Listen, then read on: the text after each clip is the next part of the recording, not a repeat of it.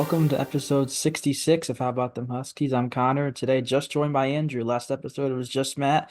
This one is just Andrew. I promise you, next time around, we'll have all of us here. At least we'll try to. But today, we're pretty much going to recap UConn's win over Villanova.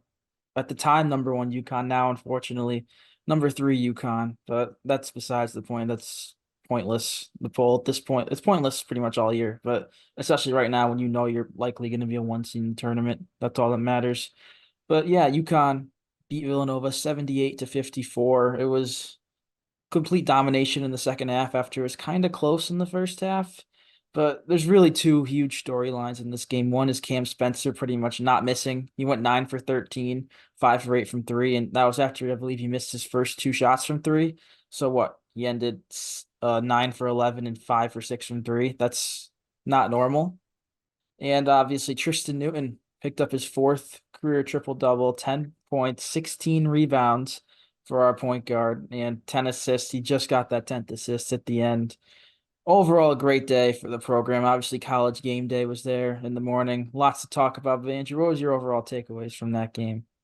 I mean, honestly, you mentioned everything, but I was just so mad I wasn't there. I know you're so lucky that you went to everything. I'm so mad I wasn't home for that because I would have gotten my ass up to go to game day and I would have waited to get to the front because that looked awesome. I mean, when is the next time that's gonna happen?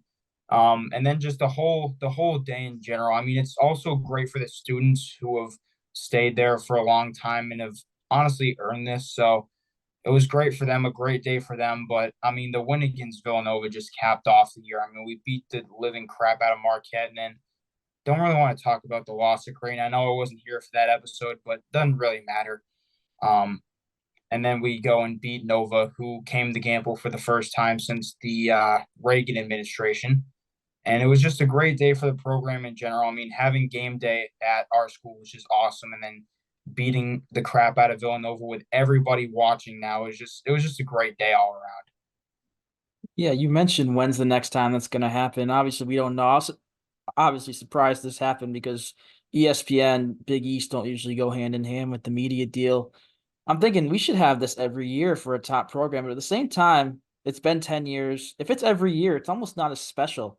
Like if it's a rare occurrence, it makes it just adds to how cool it is having all those guys there being on TV. It's just maybe not 10 years until our next one, but I'm fine with maybe two or three just to keep it special. But that's besides the point. Let's get back to this game here. And we mentioned Spencer and Newton. Who else double figures? Castle solid 14 points. Klingon had 13. Hassan Diarra had 8 points off the bench. Villanova just pretty much the complete opposite of Creighton. Couldn't make a shot. They went 3 for 24 from three, 12.5% compared to Creighton's 50. I mean, I don't know. I thought Nova would do a little bit better than that, seeing how close we played them in Philly. We only lost by one. But guys like Brendan Housen, who is their best shooter and one of their best scorers since like we last played them, he didn't make a three. He didn't make a three against us last time either.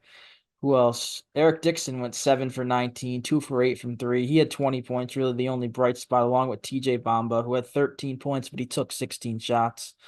Just Villanova's an interesting team. Obviously, we're a UConn podcast, but they're a team that's probably right on the bubble right now. They didn't need this win to get in, and this loss doesn't change. This game doesn't really matter for them because if you lose to number one, you're not going to get penalized too much. But I don't know. They're a weird team, but yeah. All in all, great day for UConn. And yeah, you got anything else right now? Before I keep Yeah, I'm going. looking to see who Villanova plays next because I want to kind of segue this into our next topic, which is the Big East in general. There's a lot of like iffy teams on. God, my Wi-Fi is slow as can be, but there's a lot of big bubble teams here in the Big East. Obviously, we're gonna make the tournament. Marquette's gonna make it. Creighton's gonna make it. Um, but you might have to bring the standings up because my Wi-Fi is just not cooperating. I But have them up here. teams like, oh man, like St. John's, Providence, Villanova, I don't know. Here we go. Seton Hall, honestly, probably gonna make it. But once you get through that top four of us, Marquette, Hall, and Creighton, You get down Providence, Villanova, St. John's right in a row.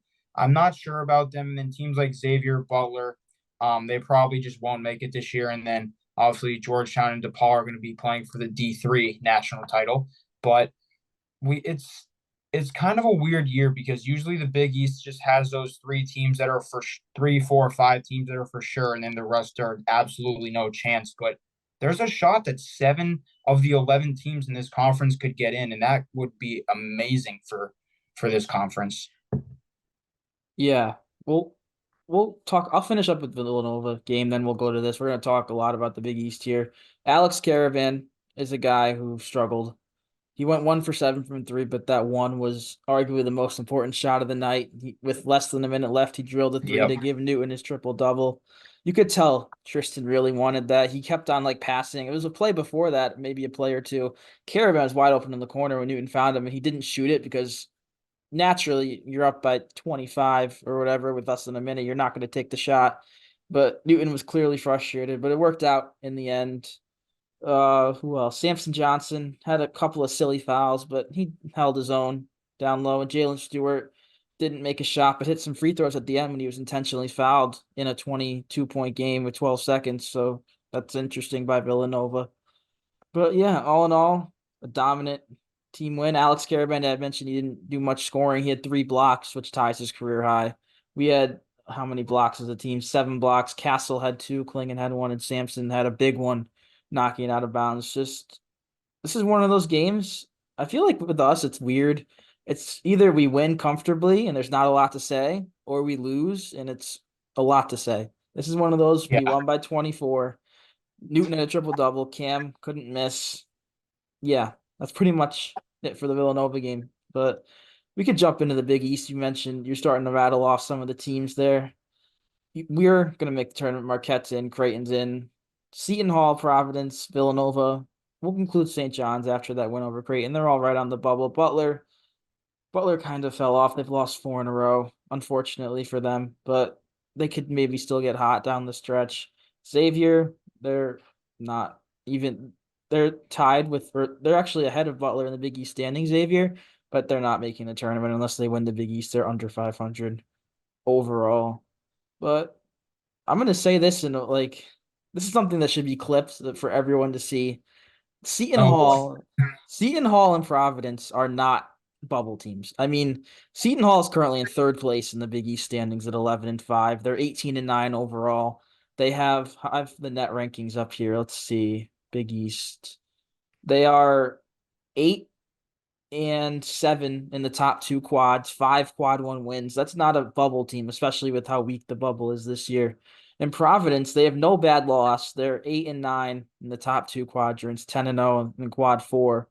I mean, the Big East is supposed to be and is like a top 3 conference, if not the second best conference.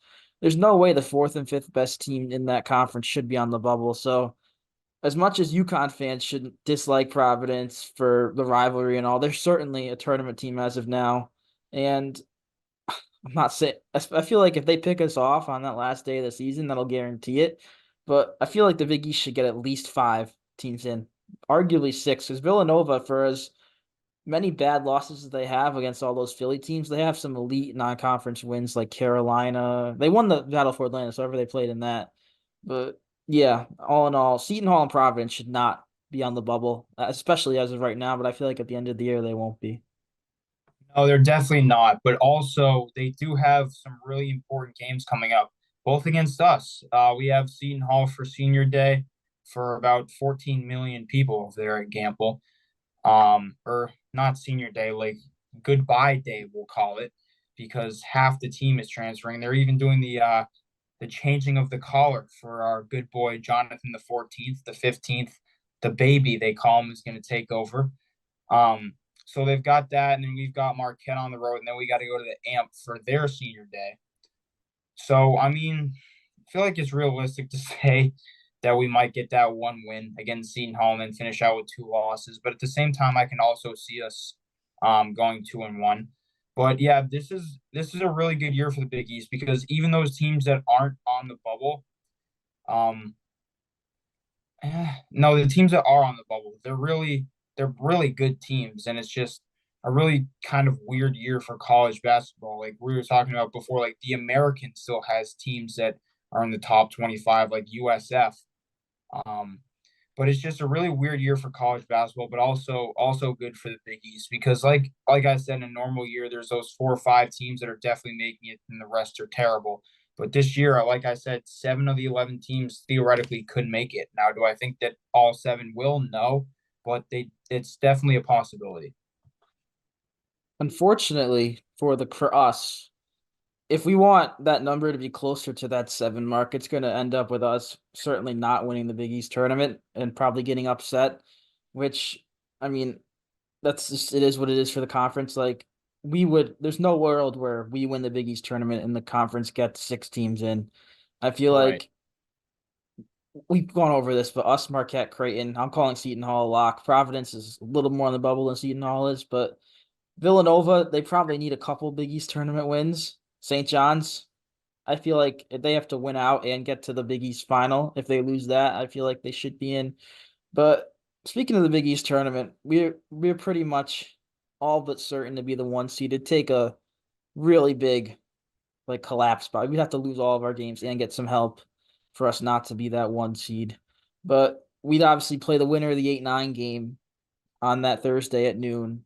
And the standings are obviously subject to change with how tight these standings are.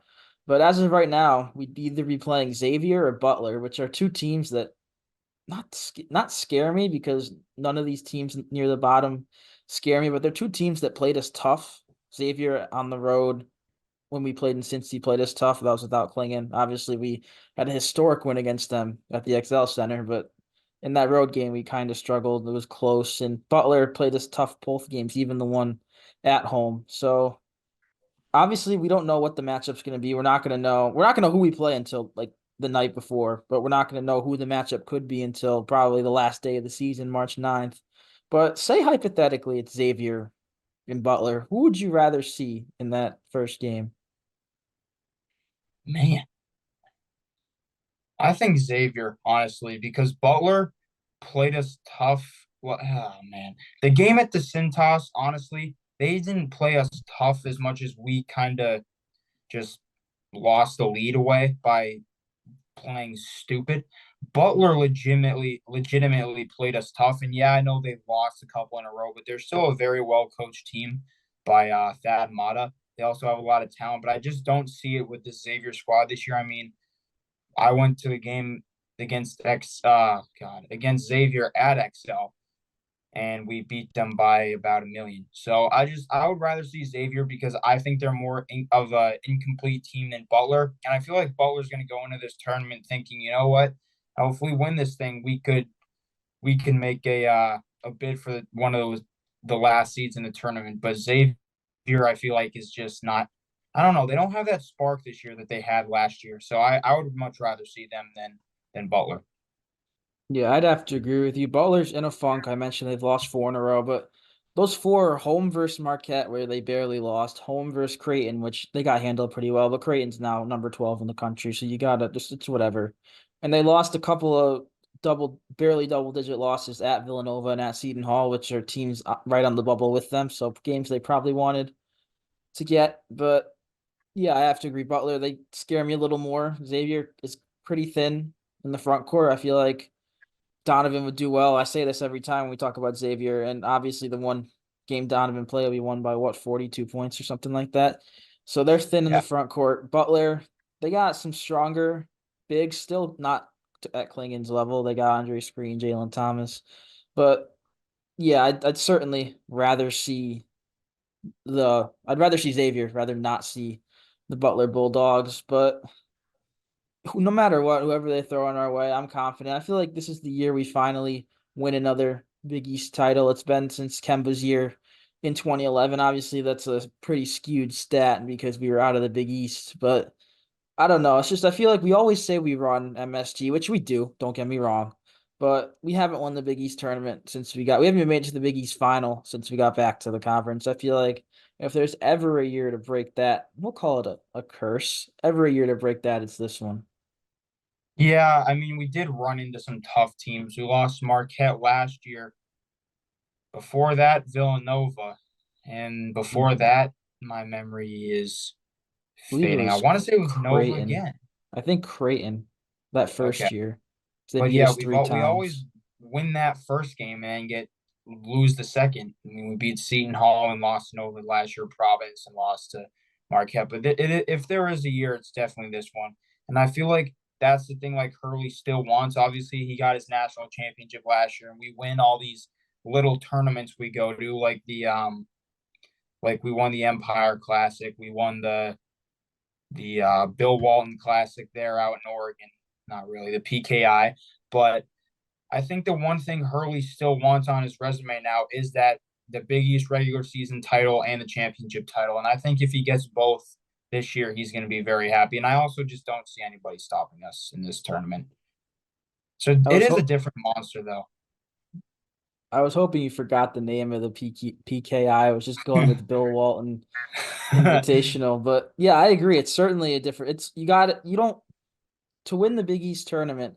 You have to win. Well, in our case, you have to win three straight games in three straight days, which is something this team has not done all year because obviously the Empire was just two games. The PKI was that even three in a row? I don't remember off the top of my head. I feel like it probably was, but it wouldn't shock me if there's an off day in there. But yeah, winning three games I in think 3 days, it was three in a row. Yeah, I yeah. think. Obviously, it's not easy, especially it's not something you do often. If you're Kemba, you can just win 5 games in 5 days like it's nothing.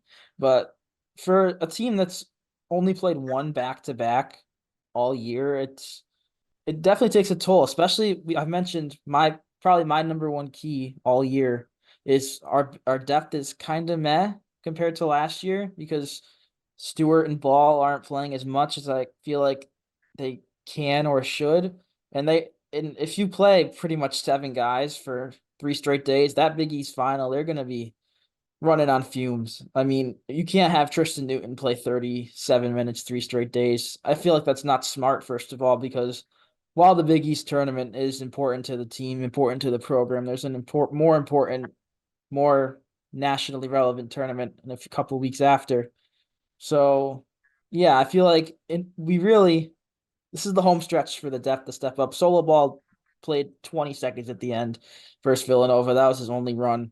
So I feel like we really need to, even if it's just for 5 minutes to give Newton a breather or just whatever it is, just need to get guys like that in the game, especially in the Big East tournament, especially in that first game versus either Xavier or Butler. Like we don't need, I feel like Hurley's smart enough to know that we don't need Newton, Spencer, Caravan, Castle playing 35 minutes apiece in that first game, especially with the 4-5 game on the horizon, which is looking like Seton Hall or Providence at this point. But actually, Seton Hall's technically in third right now. But whatever, it's too early to determine who's going to be who. But all in all, I feel like we need to go a little deeper in that bench over these next few games. It's tough because we're in the middle of our toughest stretch of the season. Seton Hall at home should be fairly easy, but you never know. They beat us handily in their place. And obviously our last two road games are going to be challenging. But if Hurley can try to get Stewart a little bit more run or Ball any run, I feel like it'll be worthwhile. I mean, yeah, I agree with you saying that the starters don't need to play a whole lot in the Xavier game. I mean, I'm almost rather like see us just absolutely destroy them in the first half, maybe first half plus 5 minutes of the second half, and then just let the bench guys run. Because I mean that our depth got us through the tournament last year. So I mean, if these guys are coming off the bench cold, like say like we get into foul trouble and we really need a guy like Solo Ball or Jalen Stewart, and they're coming off the bench after not playing in 3, 4, 5, 6 games, like it's not going to be good. Like our depth guys played no matter if it was 4 minutes or 12 minutes, they played every single night. So I feel like that's the one thing that Hurley should do more of is just play the bench guys because there's been times where I'm like, why in the world are the starters still out there? Like there's no reason for them to be out there.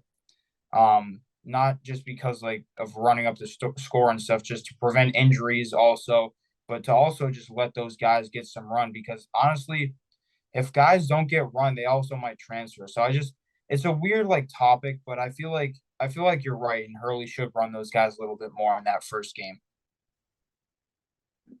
I think that's enough. Big East tournament talk for a tournament. We have no idea what the bracket or seeds are going to look like, but we have no game this week until Sunday, so it's some content to fill the time. There's one more topic I want to talk about before we end here, and I'm sure everyone has seen the clip. If you haven't, you should look it up. I mean, it's not something that's crazy, but it's just happened.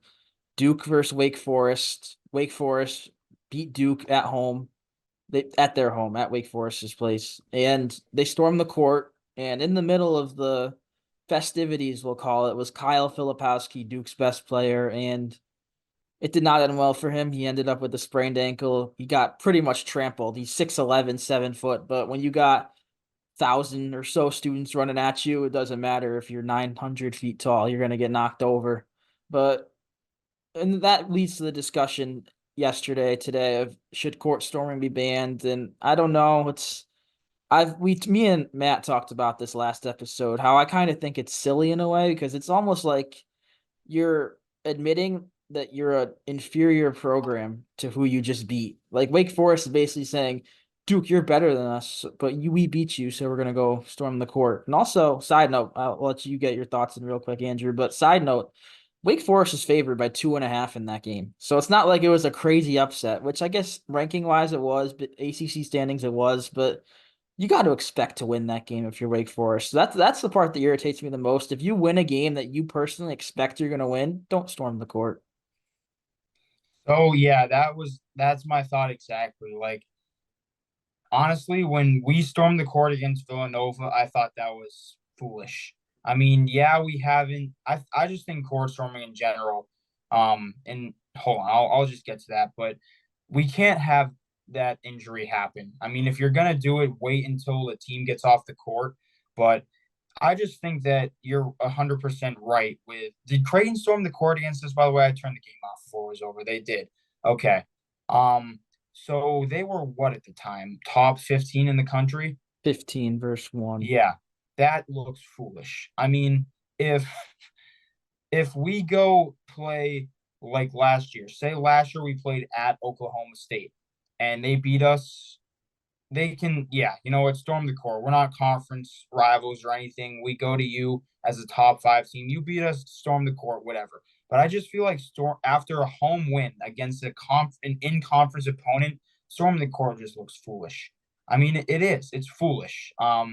And especially when people get hurt because now you've got that look against you. Like Wake Forest is going to get booed to heck when they go play at Cameron Door, whenever that is, maybe this year or next year. But I just think in general that core storming is kind of foolish in a way. You know, I'm sure it's fun for the students. You know, they go crazy. We just beat somebody huge, but I think it is kind of foolish in a way. Especially in conference. That's just a joke. Yeah, we mentioned Creighton did it against us, but the security like formed a wall like in front of the benches to allow us to safely exit. So it was different, but the whole point you just made is 100% true. If you're supposed to win the game, don't. Like you mentioned the Nova game when we did it. I mean, I expect to win that game, especially we're ranked in the top 25 that one. It was like 22 versus 8 21 or versus something. 8. 21 Yeah. versus 8. Like you expect to win that game against a Nova team who sure we've had our struggles with in the past however many years, but I don't know. I didn't like that. I certainly am surprised that Creighton did it. It was their first win versus a number one team, so that's something, but it's still a team that you've beaten every single time they've stepped into that gym. The only difference is the number in front of our name. But with Filipowski, this is the whole topic. I feel like there's a chance they actually might do something about this, about court storming. Maybe not this year, honestly, because there's what 2.5 weeks, a week and a half left of like actual home and away games before neutral site and tournament play. So I doubt anything will be done before then. But like I don't know. You can't have stars getting injured, and I feel like a wake up call would certainly be the star player of arguably the best brand in the sport going down. I don't know how long. I know it's a sprained ankle. I don't know if he's missing any time or what. I haven't looked into that at all. But also, one more quick thing about him. You got to be aware. I mean, the ball was dead. It was like they were inbounding the ball with like 0.8 seconds left or something like that, down by 4. Obviously, the game's over at that point. You gotta like not be in the middle of the court right there. But at the same time, it's not his fault. You can't blame him. It is what it is. And did you see what Jay Billis said earlier today? His comments about the whole thing? I saw like what he said about like is there court storming in the NBA, but I didn't see what did he say? Nah, he made an interesting proposal. He said, Oh boy. don't stop it. Don't stop them from storming the court. But once they get on there, don't let them leave. Arrest them, detain them. And everyone's like clowning him, Well, like you're going to arrest a couple okay. thousand college students. I mean, Yeah, that's I just understand the point, and he made a good point afterwards. He said if you do that just once at one school, that'll change it forever because you're not going to do it and risk getting arrested after seeing it happen once. But that's a pretty silly thing to say, in my opinion, from a guy who yeah, I really like, Jay Billis. He's obviously a Duke guy, but he's a guy who's very knowledgeable about the sport. I like him. He was at game day. He was during game day. It was they were talking about expanding the NCAA tournament, and he basically just clowned the NCAA for even considering it. But yeah, he's a great guy, great anchor, announcer, whatever. But that's a silly idea to arrest all the fans. I mean, that wouldn't yeah, no. work. You I just telling me want to say you one more thing, go by the ahead. way, about that. So I definitely get what you're saying with the whole like you got to be aware thing, but at the same time, he's supposed to be on that court and the fans aren't. So he's not going to go out of his merry way to get the hell out of there so the fans can run on it. Like he's going to stand his ground, and unfortunately he got trampled. I don't like Duke at all, but nobody I mean I would be beside myself if somebody like Klingon or Caravan or any of our guys got hurt in a court storming event. I mean, I would be wanting to probably sue the damn school, but like at the same time, it's really a weird issue because at the same time, like yeah, like you can tell the fans are getting ready to storm the court, but he doesn't need to get out of the way just so that they can do that. I mean, he's supposed to be on the court and they're not, so it's a really weird thing. But I feel like something will be done about it, and I think we won't see like court storming be stopped because it is fun for the kids. Um, but I feel like we will see more of what happened against us with Creighton, where the security just forms a wall next to our bench so that they can go through the handshake line or get out of the way. But I really hope we don't see any more players getting trampled because it also happened to Caitlin Clark on the women's side of college basketball. And it's really going to end poorly if this keeps happening and players keep getting hurt because that just shouldn't happen at all. But I hope they do something about it. Like I hope they make security more I don't know what the word is strong like by the bench, but it's just a really weird topic to talk about, honestly. Yeah, Caitlin Clark might have been a flop, but we'll Well, leave yeah, that I at know, but that. she still got like Yeah, yeah. it's still contact with a player from a fan, which should never ever happen. Nah. So, but I do agree that she did flop, but It yeah. And if you look at the Philip Hosky clip and like slow-mo the angles, he was shoved. It wasn't like he got bumped yeah, into. no, that The was kid intentional. shoved him and looked back like he meant to do it. So Yeah. that can't happen, but That that's kid enough. should be arrested. I'm Yeah, not gonna lie. they're not gonna find him, unfortunately. They probably could if they really wanted to, but I don't think they will. But that's enough talking about Duke injuries on this How About Them Huskies podcast. I think that'll do it for episode 66. We went a little off the rails in a normal episode because we got no game to preview. So we got other stuff to talk about, but our next episode most likely will be a preview of Seton Hall Senior Day for all of our seniors and non-seniors who won't be here next year and dogs who will not be here next year. But you can look forward to the episode later in the week, probably either Friday or Saturday. But yeah, I hope you enjoyed this one and thanks for watching.